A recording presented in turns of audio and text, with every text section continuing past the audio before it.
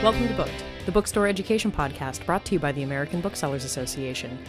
In this episode, we're featuring a special Education for Authors that was presented at Children's Institute 2024 in New Orleans, Best Practices for Bookstore Events.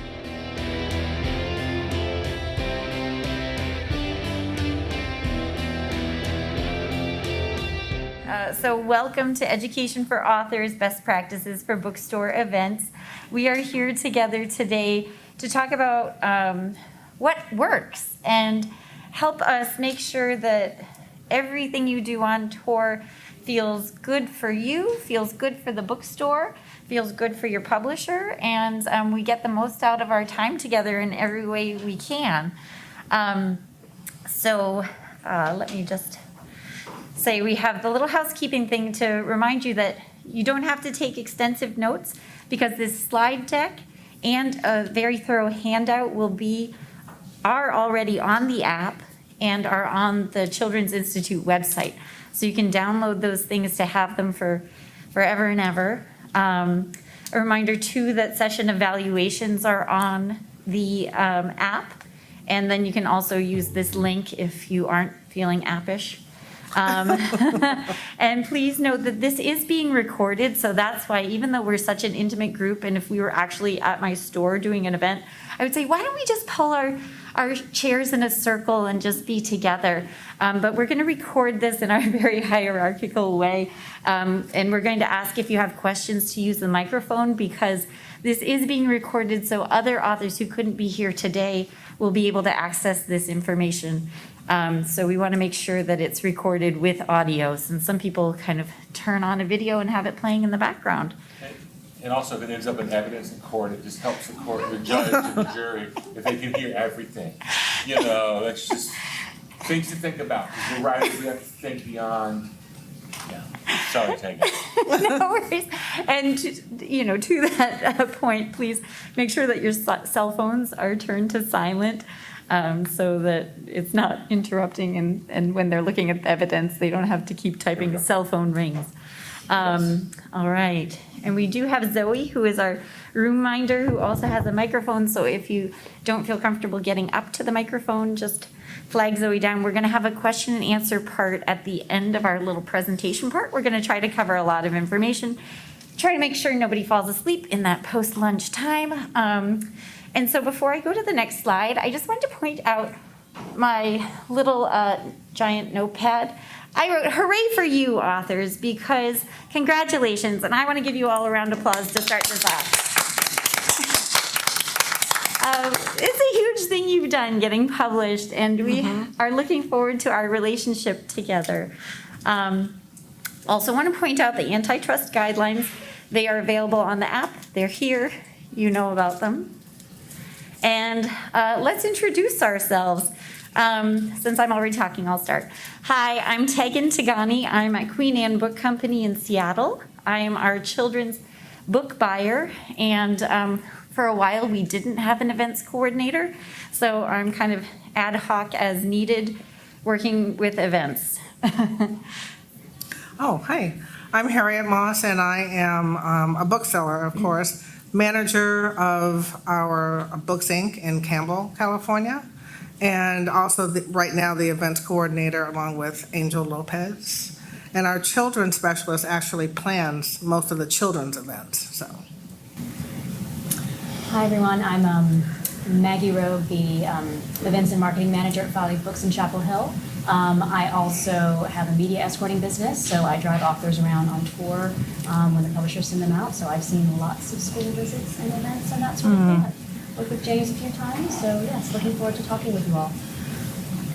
Hi, my name is James Ponte. I'm an author. I'm on my fourth children's book series. I have a new series starting up in September called the Sherlock Society. My best known and most successful series is called City Spies. It's the 5 have come out so far. 6th one will keep coming out for as long as we buy them. And so I've done a bunch of tours. I've also done a bunch of, I did books that no one heard of, and I tried to scrape together anything I could to get the slightest bit of attention, and then books that some people had heard of, and then bestsellers, and so that whole arc that we're talking about, I've been on all the parts that she talked about, she mentioned when you're on tour, but we're also going to talk about the things that you may not go on tour, or tour may not be a thing, or you may be in between tours. The ways that you're going to get involved with bookstores are really important, and I think we really have a perfect opportunity here, so I'm not trying to hijack, but I'm just going to say this one thing. The first thing you've got to realize is sometimes you're going to go somewhere, and there's not going to be people there, right? Like, we didn't know how many people would be here today, and this is great, and the first skill you need to develop, and I don't need to assume that you haven't already, because I don't know what stage of your careers you are or whatever, but we're gonna talk a lot about new and debut. It's not to worry about that. To worry about the 10, 12 people who are here, and not to get discouraged, because that's no judgment on what's going on here, whether it's a panel, whether it's a panel at a conference, whether it's a book signing somewhere, whether it's an author event. And really developing that ability to be comfortable. Comfortable with it. Yeah, that one's not on or something. There we go. Okay. There we go. Whoa. I have to turn it down. Yeah. Don't let that get to you. Don't get discouraged. I did a bookstore on a tour event, and I'm in Lexington, Kentucky, and I know no one's going to come. Like, I go, anyone here from Kentucky? I don't even know if people read there, right? So I mean, I don't know what's going to happen. I know people who do. My grandmother from Kentucky. And what killed me was I got there and there were 50 seats out. And I'm like, you shouldn't put that many seats out. You should only put 10 seats out, because then it won't feel bad, right? Set the bar 50 low. Seats, even if 12 people come, there's 38 empty seats, right? And there's this girl there, and she was there like 30 minutes early, and she's collecting my book. Oh. And she collected 3 of them, and so nothing else going on. And I said, have you read that? And she goes, these books are the only reason I read. And she almost cried. And it was the best bookstore visit I ever had with 4 people. So you can't let preconceived notions of things drive your feeling about how things are going. And that's just one of the things we're going to talk about today. Yeah. So they're going to talk a lot from the bookstore side. I'm going to try to talk a lot knowledgeable of that, but really from the author side. So hopefully we'll be able to cover stuff that helps. Well, and I love that, like our events, we have communication, and we will have a rapport, and hopefully you are all welcomed into that. We started off with this kind of philosophical idea about versions of self, and we were just talking about what did we mean by this slide. And I said, I remember that when I go to a party, I feel like I put on my party self, that I'm very much an introvert, and it's different when I go to the store. I put on my store self because I'm going to be reaching out and talking about books, and that makes it easy for me to get in that head frame. There is the storytime self of me who has to be a lot more active and dynamic and cannot swear at all. And I generally swear a lot in my day-to-day life. So we were thinking about our authentic selves, of like who we are, how we can be authentic and public, and how our public self might inform who we are during our events. Of our event selves, there's kind of a lot of overlap in ourselves, right? Because they're all us, but what parts of ourselves we might need to tap into that might not be things we use every day when we're doing things as event coordinators and as authors on tour, or even just visiting a bookstore. Because I have to tell you that one of the first authors I met in the bookstore was someone who came in with his wife, and his wife brought the book to the front desk and said, "My husband wrote this, may he sign it?" And he was very shy, so he brought his hype woman with him, and she helped. And so, like, I want you to think about the things that are going to help you feel comfortable, successful, and your best self when you go out into the world and you're meeting readers and booksellers. Does anybody have any other stories about that, of like either going into a bookstore and how you presented yourself to feel comfortable and confident? I think it's important to know that when you are setting up your event, or if your event's been set up with the bookstore, to make sure that, I mean, we're producing this for you. You're the talent. We're making you feel, comfortable and that sort of thing. So establishing a relationship early, like reaching out to us and that sort of thing. But really, we're the ones that are doing the work to make you look good. So you can relax. If you know the name, know who your contact is, that sort of thing, then it's our job to make sure everything runs smoothly and to make you shine. So you can relax about that because we're professionals. We're professional event people, professional children's book people. So yes, you're in safe hands when you have an event with our stores. Love that. Can I ask, how many people here have their first book being published this year or early next year? Congrats. Okay, congratulations. And how many people here have published multiple books? Okay. Yeah. So you've seen different stages of, and I'm sure all of you have had different stages of where you are. Especially to those with the first, thing that I didn't really know that I think a lot of the authors I've talked to will agree with this. We have often the wrong mindset at the start of this. Wanting to be published is such a big thing for us, right? That, whenever you start, I started in 5th grade, right? That you want to have a book come out and what that'd be like and go to the shelf. And I'm old enough that's like, I was excited like when I'd be in the card catalog, I'd go and I'd see my name in the card catalog, it was going to be a big deal. And because that's the goal, it becomes in your head the end, like the target. But what you realize is it's actually the beginning. That having the book published is actually the ticket in to this thing that we do. And it really throws you for a loop, I think, sometimes. Maybe those who've had a couple books come out can attest. You wake up the day after your book is published and nothing's different, and it's like, wait, was I right? It's like prom. You think, you hear about prom your whole life, it's going to be this big thing, and it's going to be magical, and it's going to be this, and I'm going to fall in love, and I'm going to do that. And it's just another dance at school. It's nice. It's more expensive, and don't let that throw you off. So along the ways as we're doing these things, make sure you celebrate the achievements, even if when they happen, it maybe isn't the picture you had of what that achievement would be. And, and develop the relationship with the stores, and we'll do that. Now, those who've had multiple, how many of you have had bookstore events, like an event in a bookstore? Okay, we won't ask yet if they were good or bad or how they went like that, but yeah, okay, I'm sorry, I keep hijacking. No, I was saying, yeah, I've had events with Ben. Harry, do you have some to contribute? You have so much to contribute. I'm very quiet. Well, typically. It's the different selves, right? It is. I just want to say things that I need before you go or come to the store. I need to have you participate and definitely work your social media. That's really important. We do some marketing, but it's a bit more passive marketing. We have posters, it's on our website. But in terms of, you're gonna pull it back. In terms of, no? Push it away from you, and then you're trying to gain on board, and that makes the feedback worse. So I think it was this. everyone wants to be getting closer to the mic so that we can try to gain. Thank Okay. you. We're just getting directions on mics because we don't have these fancy mics at most of our No, we stores. don't. So apologies in shouting. advance. Yeah.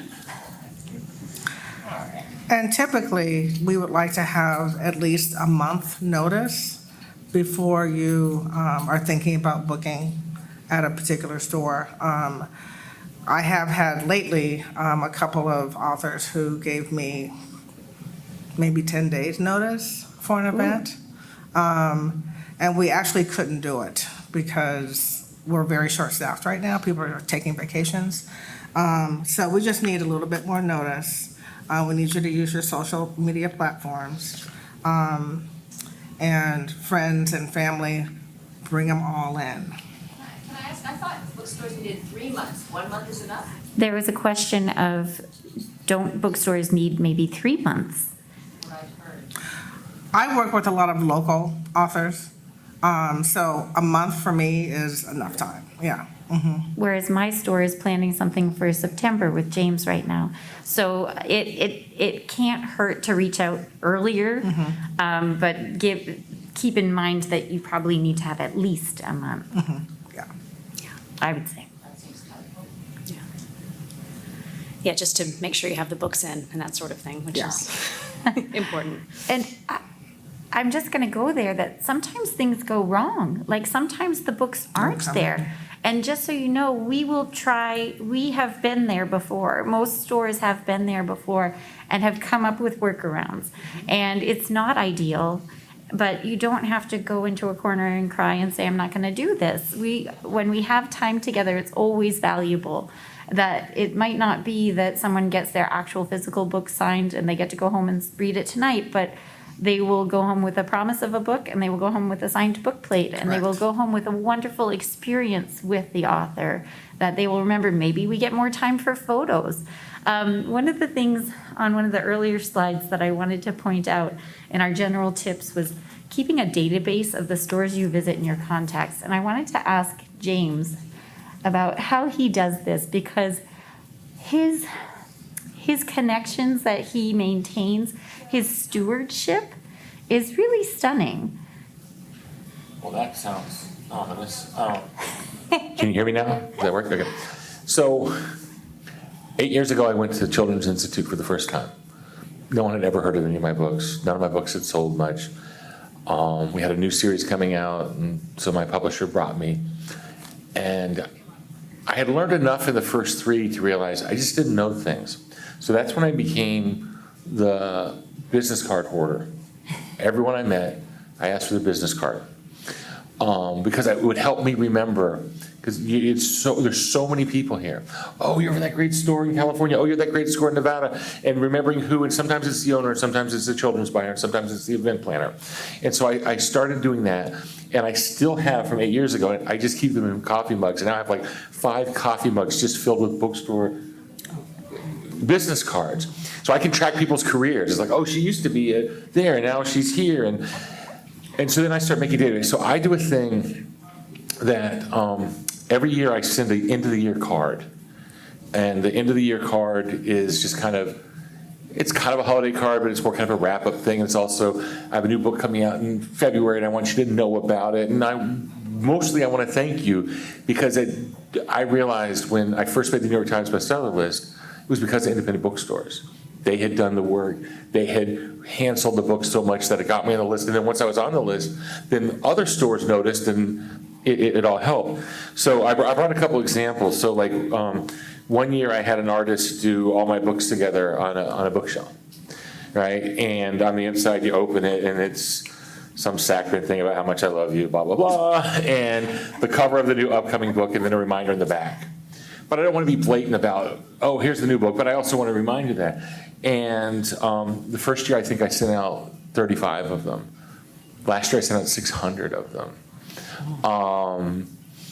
And there's a lot of I expect the cards I'll get today, that's going to be like 800 probably by next year.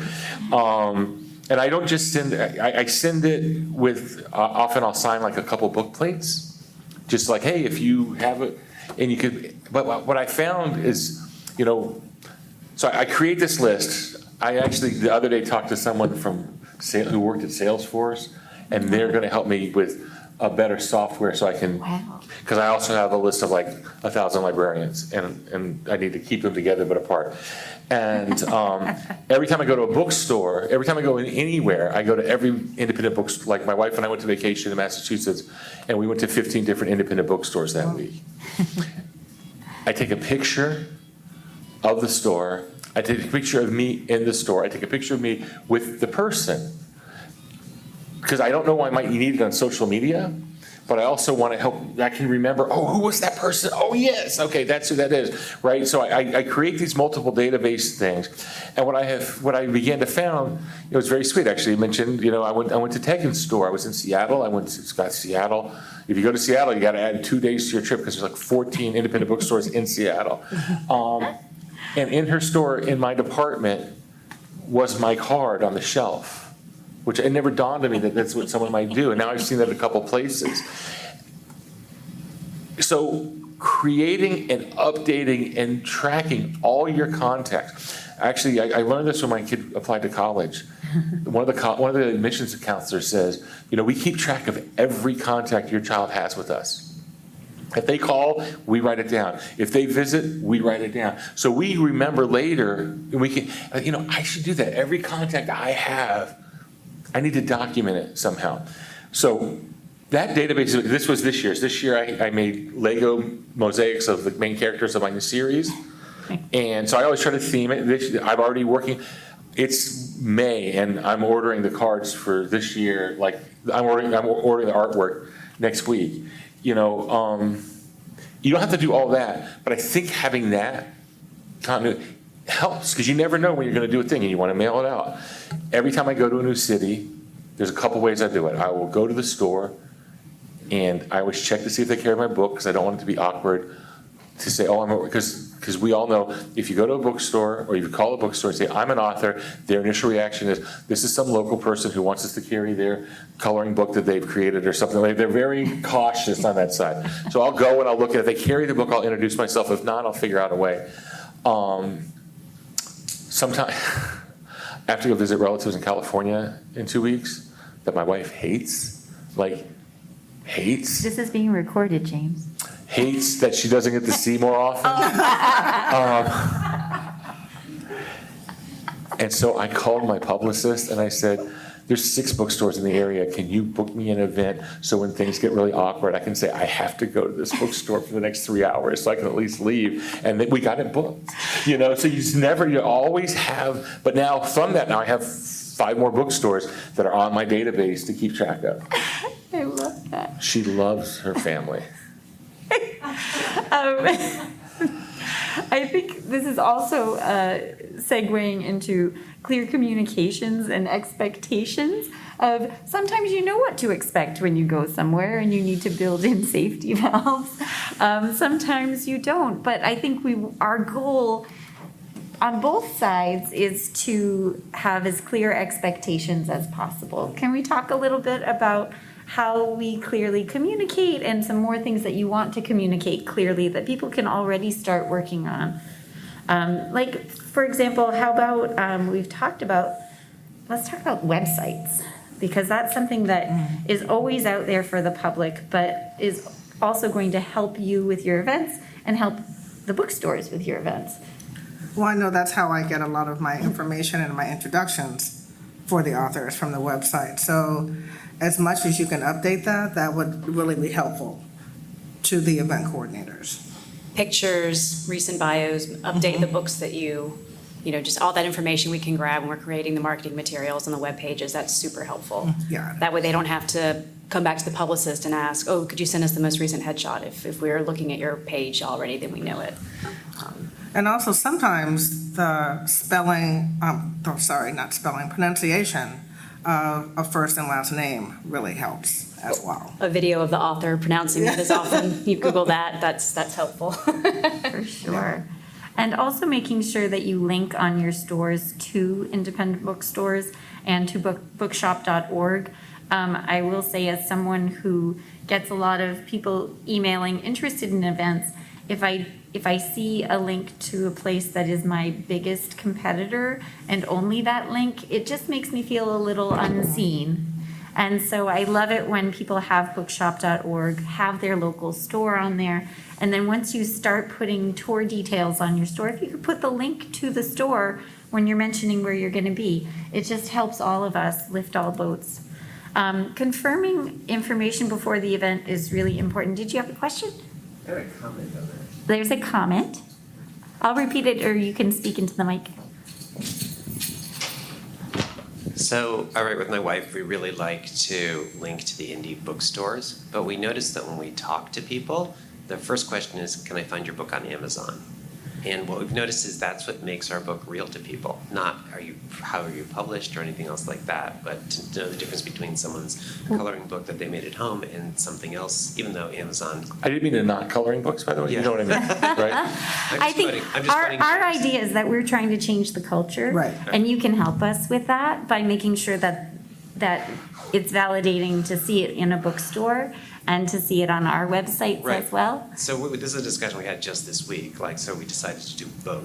Awesome, because- and I love that. I think that's the thing, is you don't have to choose one or the other. Just make sure you have the option on there, and that if you do have a local store that you work with a lot, this is a great opportunity to say you can get personalized copies from such and such a store and really, play up the connections you already have. Oh, there's another. I hope this isn't like a painfully obvious question or anything. Those are our favorites, because Okay, good, all right, they're brace easy to yourselves. answer. So I live in the Houston area, and there are tons of indie bookstores, and I love them, love them, love them.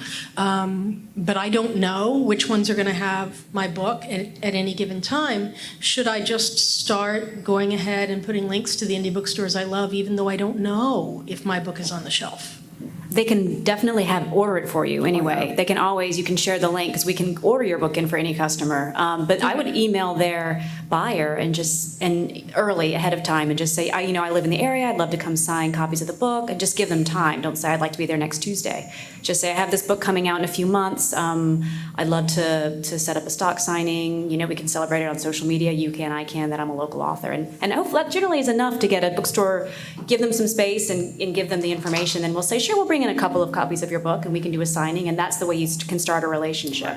That lets us know that you respect our time and our kind of methods of trying to, figure out all the information that we're always being asked to do, and do it that way. So I would just start with emailing and then go from there. And even offering to say, I would love to put you as a link of a place, because I know that you can always special order it even when you've sold out, but I would love to put you on as a link on my website, because we're endeared to each other already then. And the thing is even if you go into a store and you don't see your book on the shelf where you think it might be, maybe it's on display somewhere, or maybe we just sold out. And so don't ever be discouraged and think we don't love you because it's not on the shelf. It just might be that very moment. Maybe we were talking it up so much that previous week that we sold out. Okay, thank you. Blue Willow Bookstore in Houston. Yeah, you know Blue Willow in Houston? Yeah, Blue Willow. So when I had my first book out, which nobody bought for a long time, Blue Willow made it a staff pick. And I didn't live in Houston, I lived in Florida. And I just wrote them and I said, I really thank you for it. Are you okay? I'm just gonna put your store on my website as being the place I want people to buy it from. And this is now 14 years later, and Blue Willow and I have done events nonstop since that day, because I believe in the continuity of relationships that a lot of stores would be willing for that now, but when no one knew me, they were, I don't hold on to people that didn't know me, but it's like, I respect that part. So but I reached out to them, and I said, I get this, I thanked them, look for the chance, that reciprocal nature of the relationship is really important. So at that first Children's Institute I went to 8 years ago, I was with Lori Hall Sanderson, and Lori was kind of my big sister over the week. And she told me a thing about authors that I think is true about authors and bookstores as well. And she said, the first thing you have to remember, James, is that we're not competitors, we're co-conspirators. And that's really the approach that I've carried always. It's like, Stu Gibbs is a real good friend of mine, and you're gonna buy City Spies, you're gonna buy Spy School. You may buy Spy School first, but if you really like it and you read it, you're probably gonna come to me. So I want you to buy Spy School, even though it's not my book. And Stu wants you to buy City Spies, even though it's not his book, because we're all in it together, and the tide lifts all of us, and that continues over. And I think one of the things that we really wanna get down here today, and I just wanna say afterwards, I'm gonna just hang out. If anyone has any specific questions or ugly questions or whatever, without recordings, we can have all those as well. But it's not, one of the reasons we're here today, it's not a street. Here's the street, the authors are on this side, the bookstores are on that side. We're gonna stand here and we're gonna wave to you and we're gonna say, thank you, please sell our books. No, we meet, not in the middle, we overlap. And I have called Tegan on multiple things, and one time I called Tegan and I said this, I said, Tegan, I don't know if this is any good or anything, but what if we had a virtual spy event, and it was me, Stu Gibbs, Steve Schenken, and Rebecca Barone. Would you be interested in that? She said, yeah, that sounds interesting. Well, what do we do with it? I go, I don't know. Now we know it. So we're all on board, and we'll all brainstorm ideas, and we'll all promote it individually, and we'll see how that does. But it was an idea together. Once I called Angie Talley, who's at Country Bookshop. You'll see her around. She's amazing. And I called Angie, and I said, Angie, I got this weird call. So this is what I mean about it's not just separate. I got this weird call, because I've gotten 2 emails in the last 3 days saying, my kid loves City Spies. They asked for that for Christmas. It doesn't come out until February. So I'm giving my kid a receipt from where I ordered the book. And then I'm going to wrap that receipt, and they're going to have that. Is there any way you can send a signed note or something, so I'm not just giving a receipt? And I both times were absolutely. So I called her, and I said, Angie, here's the thing. If 2 people took the time to call me, that means others maybe are doing it, or others are thinking about it. The book comes out in February. What do you think if we got together and we'll do this together, and I got swag, these cards that I send to bookstores, pull out 100 of them, all right?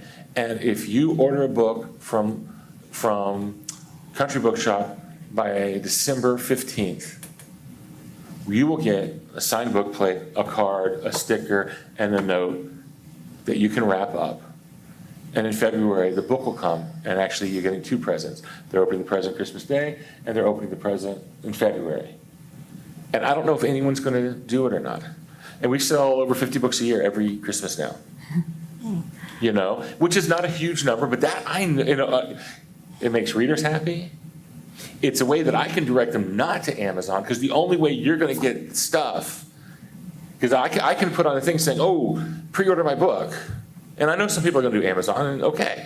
But if I can say, pre-order my book, and if you do it from Country Bookshop, you're going to pay $2 more, but you're going to get stuff your kid's going to love on Christmas. And that means Angie sold 50 books she wouldn't have sold otherwise.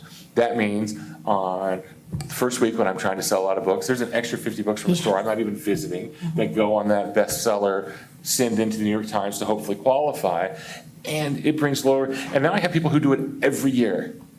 Yeah, they buy the rest of the series. And then that's it, yeah. But it's so that's what I mean about it. It's not just, okay, well, we have an event, I'm going to come there, and I'm going to show up that day, and I'm going to meet Tegan, and I'm going to shake her hand, and we're going to sit down, and 4 people are going to come, and I'm going to go feeling like, I don't know if I'm going to be able to do this or not, right? Which is how some of these events go. But it's a team thing. And the worst thing about that is actually, the worst thing about the events that I've had where no one's been there is not the way I feel. It's the way the bookseller feels. Because I see it in their face, like, God, it's like you don't have to explain. I get it. But if we work together, it's like, okay, now we know this. Tegan and I had a virtual event once. I don't think many people were there. And I thought, you know what? The 5 people that are here, or the 10 people are here, we're going to have the best 45 minutes they've had all week. And that librarian is a fan for life and pre-orders every book. You never know. In multiple. You never know where it's going to be. So yeah. So don't be shy. Don't be aggressive. Be a potential partner. Be human. I don't mean to hijack this, so I apologize. I'm going to say one more thing, and then I'll be quiet. My kid, I did a cross-country trip with my kid after graduating from college. And we went to a different zoo every day because he works in zoos, and he didn't really want me with. He wanted to be on the drive, and he wanted to be eating and like that. But at the zoo, he actually would meet the director of the zoo, and they would go. There wasn't a lot for me for 5 hours in the Omaha Zoo, so I went to the bookstore in Omaha, and I went to that bookstore, and I always check. They have the book, so I'm going to introduce myself. They go, "Oh, you just missed Rainbow." I go, "What?" They go, "Rainbow Rao. She lives down the street. We're her bookstore. She comes in every month and she signs like 100 books or whatever, and we sell those signed books." And that phrase, "we're her bookstore," I thought, I should have a bookstore, right? I mean, we all should have a bookstore. And so I got home and I called my local indie and I said, "Hey, I do these books. They've done all right. We got high hopes for this new series that's coming out. You want to be in my bookstore?" Oh. And they said, "Yeah." Over the last 8 years, at least 4 different years, they've sold more books written by me than they've sold by any other author. That includes the James Pattersons and the this and the that. Because we called and it's like, what does that mean? We going steady? We holding hands? What does that mean? So you need to be your advocate with the bookstore so they can be an advocate for you. And you can develop a partnership. We have a local author page on our website. So if you go to flyleafbooks.com and search for the drop-down local authors, and we have probably at least a dozen, maybe 20 authors who live locally, and we do a special subscription, special service that people can order personalized copies, and those authors will come in and sign them, and it's a really special thing. Well, and I just want to point out, we only have 8 minutes left, and we have a lot in this slide deck. A lot of it is stuff that is very easy to read and understand. I feel like these personal anecdotes and connections in our time together are great, and you can understand what we say when we say arrive early and introduce yourself at an event, and how we can follow up afterwards to maintain these relationships. And so I wanted to make sure we have time for question and answer. Okay. And do we have some more questions and answer questions from the audience? While we're waiting, I'll just ask, Harriet had a really good point about clarifying audience before an event. Yeah. We have a great story time every Thursday, but it's for infants to toddlers, so it's like 0 to 3. We also have authors come who have picture books, and we're like, you gotta pivot a little bit because you can't read the whole book because they're gonna go play on the blue gorillas and lose interest. And they're like, oh, okay. So a lot of times people are coming and they have to skip a few pages. It's all right. Let's see. Oh, this summer, I think we'll probably have some older kids come. So our children's specialists who run story time will have them stay maybe 15 minutes later and do something with them. We also do interactive things. They have to stand up, clap their hands, sing a little song, and it goes over really well. We have, depends on the day, we've had as many as 85 parents and kids at a story time. And it's really important that that the store is consistent in doing their story times. How many of you, everyone here mentions kids, right? So who are picture books? Okay. Is anyone writing chapter books or middle grade? And what about young adult? Any young adult in here? Okay. Great. So, and you obviously know that those are different audiences, and that changes the dynamics of the bookstore, and it changes obviously social media dynamics. Right. And all like that, Yeah. But also, do we know how good James is at bringing the audience in? That these little interactive questions, I think that's something that he does so well, of helping a big room or a small room feel engaged and active throughout the event. And personal. And personal, yeah. I have a philosophy that I don't know that anyone in my publisher would like, but it's this. There's nothing I do to sell books. I hope the things that I do sell books, but there's nothing that I do that the goal of the thing that I'm doing is to sell books. And by that I mean, we get inundated with ads. We get inundated with buy me. We get inundated with this product gets rid of your body odor and this and that, right? If your things are about celebrating books, yours, other people's, celebrating the culture of reading, if your events are not about, here's the book, and then in the end you're going to buy it, which they're going to do, hopefully, but it's about, here's a chance for 6 kids to realize that the idea of being the name on the front of a book isn't as distant as they thought it was 20 minutes ago. It's just a regular person that lives in my town or is visiting my town. And that you're really traveling almost as an ambassador or an acolyte or, of Kidlit. And you're creating the goodwill of books, then they'll sell.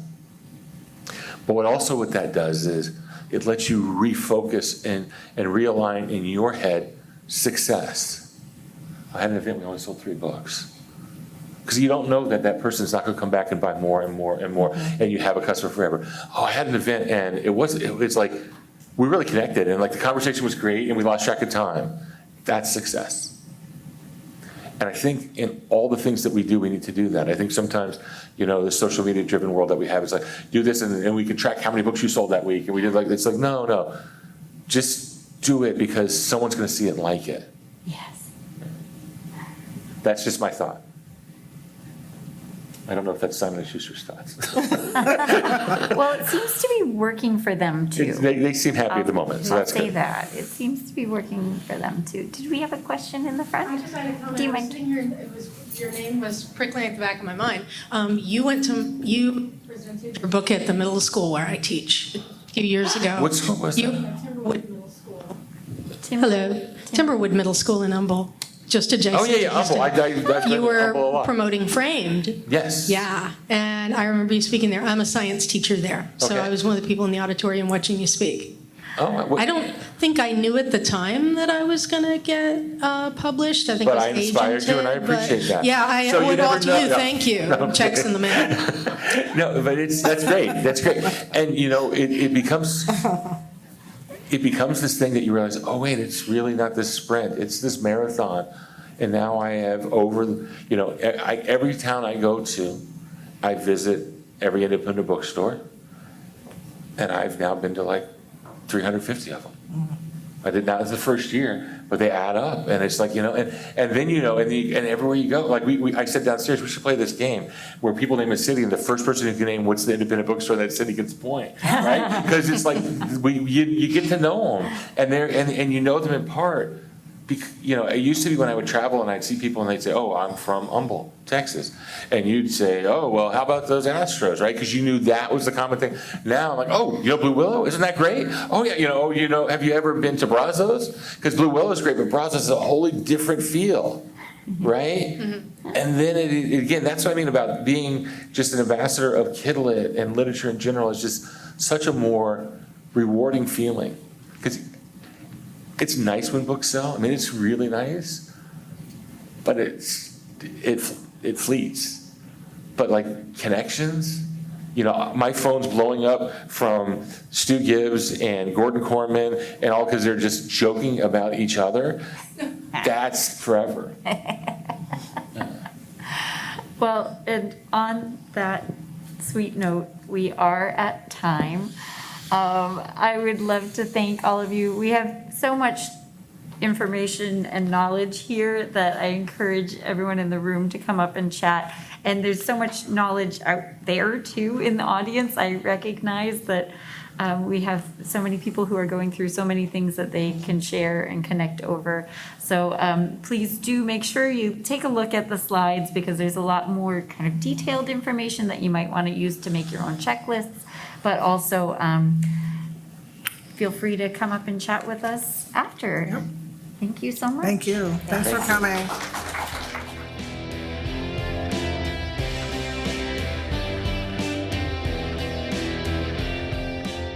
Thank you for listening to Booked, the Bookstore Education Podcast brought to you by the American Booksellers Association. Don't forget to subscribe to the show on your favorite podcast app. Additional educational resources can always be found on the ABA website at www.bookweb.org. Happy reading!